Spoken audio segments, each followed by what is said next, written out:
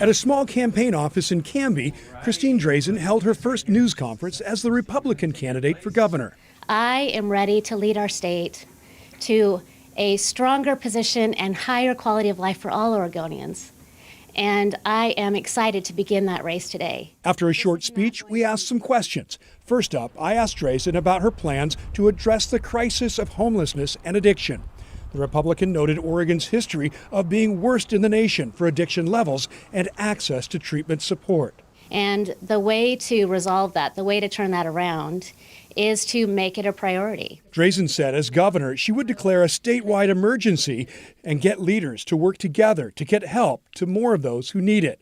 She said she would also call for the legislature to repeal voter-approved Measure 110, which, as law, reduces penalties for personal drug possession and puts enforcement savings to treatment and recovery.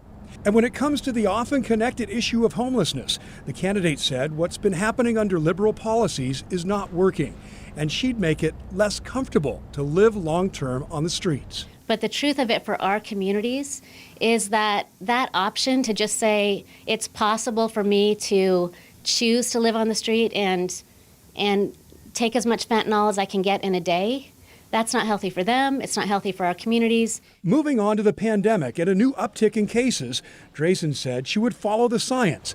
But when it comes to masking and other measures, she opts for recommendations over regulations.